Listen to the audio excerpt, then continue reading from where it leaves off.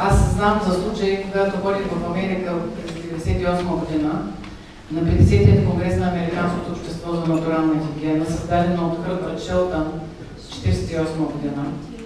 50 години този човек, даже в затвора са го вкарвали. Още по-зле от мене. Той не се знае, чакай, чукам на дърво. Може и аз да отида. 50 години е имал собствена клиника в Сан Антонио в Щатите. Хиляди хора от цял свят са били там на лечение. И въпреки, че има много врагове и много опоненти, той е до края на живота си устоявал своите принципи и то няма как да не го направи. Сега как могат да зарежат тази работа, да отида да меря кръвно, да правя кардиограми, биоергометрия като кардиолог, нали?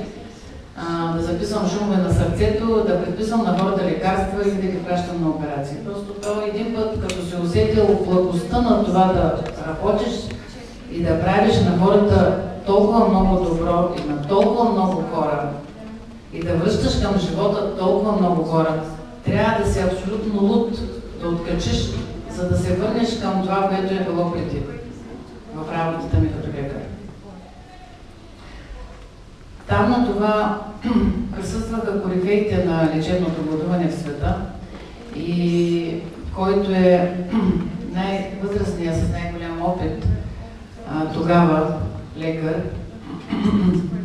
Алек Бъртън, той работи в Австралия, има клиника в Сидни, той практикува лечение само с дестилирана вода.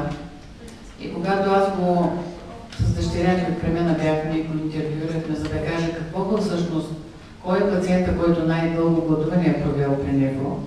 Той каза, че това е един господин, който е имал рак на белия дроб. И след дълги престои по различни клиники е изписан, за да се умре вкъщи.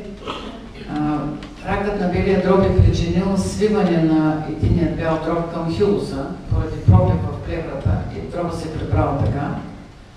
И разбира се с метастази. Излизайки от болница, той все пак казал, че не иска все пак така да се предаде лесно и да умре. И тръгнал да търси начини да се спасява.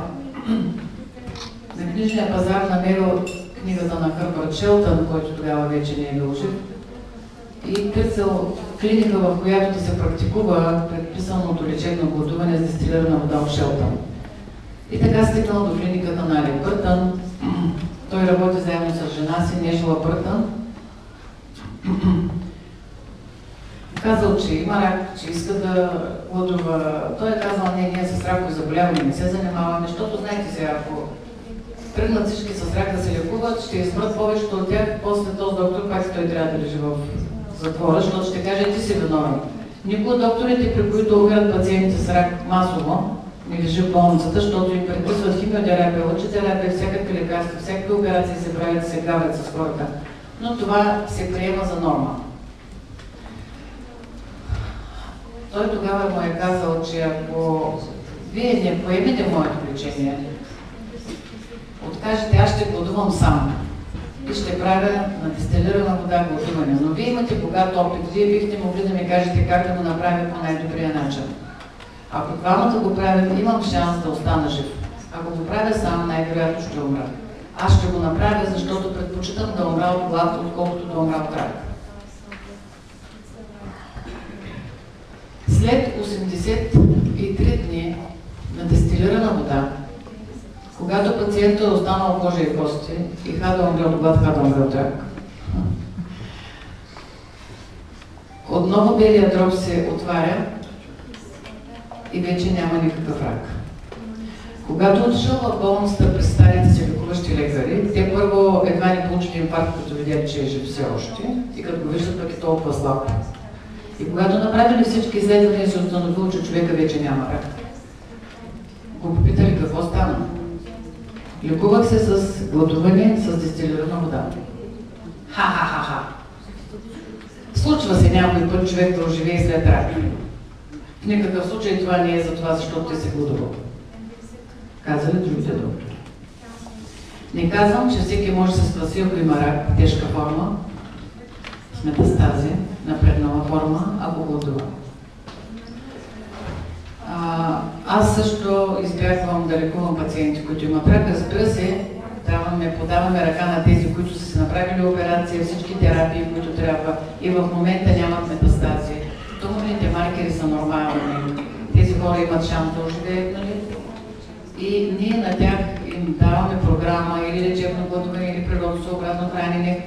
Най-често им препоръчваме да минат на сурова храна само, никакви животински храни, даже и готвените храни могат да възстановят раковите клетки при такива хора, които вече са имали метастази.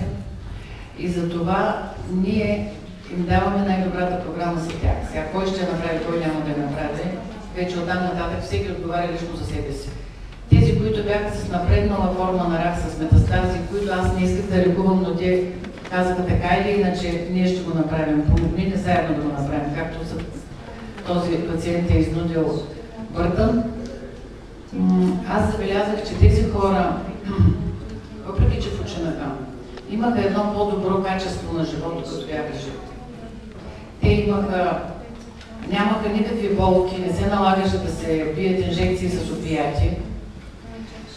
Тези хора добиха една благост, тези хора намериха успокоение по някакъв начин. И аз мисля, че това също е нещо добро, което можеш да направиш за един човек в това крайно тежко състояние, в което той се намира. Те успяха да намерят най-добрите отношения с близките си, да си кажат каквото трябва да се кажат, преди да се пресират тук свят. Най-добре е, разбира се, да не допуснем това да се случва с който иде от нас. Колкото години имаме да ги живеем в здраве, в състояние на добра кондиция, с много енергия, с много жизненост, да не понадясваме, да изповяваме, да станем за срам на децата и на внуците си. А това всеки може да го постигне, стига да иска силно да постигне това.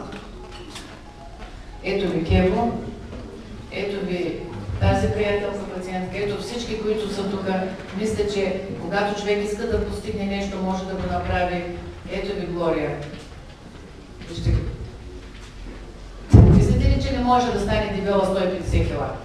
Мислите ли, че не може да се направи на маймуна? Можеш. Ама направи ли го? Защо другите станаха като маймуни? Някои по-певици замязаха на маймуни. Ами зато и защото просто за тях главното е ядене, пиене, отдаване на лакомията и това е. Или спечелване на някакви пари, които са главната цел в живота. Ако искаш да запазиш себе уважението и уважението на околните, трябва да положиш усилия. Ама то много трудно да, знаеш как го при главата. И като почна да гладувам, страшно главополи, и като съм надумкан, не ми минава. Колкото повече да боли главата първи и втори ден на гладуване, толкова повече имаш нужда да направиш гладуване, защото толкова повече отрови са излязли и ти причинява това главополие. Не е лесно, но е страхотно като го направиш. Затова накрая ще ви кажа, гладно е майката, секса след 18 години с презерватив, а бащата приема жена с това.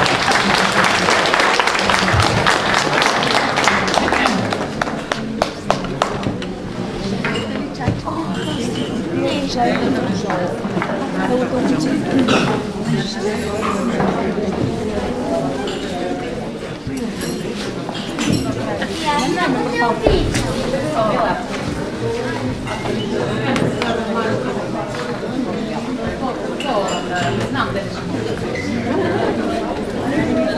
ще да правиш.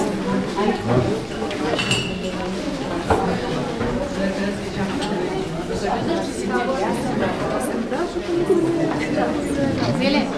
Questo è giusto da Smetка. Зеле.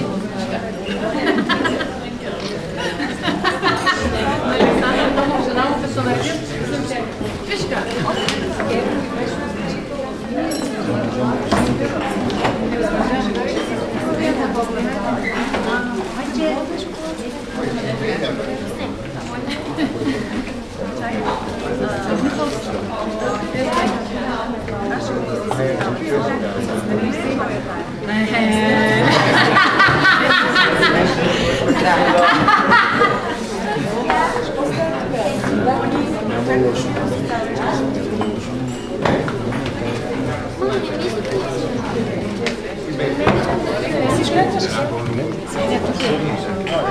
Мале, ти си станал на половината.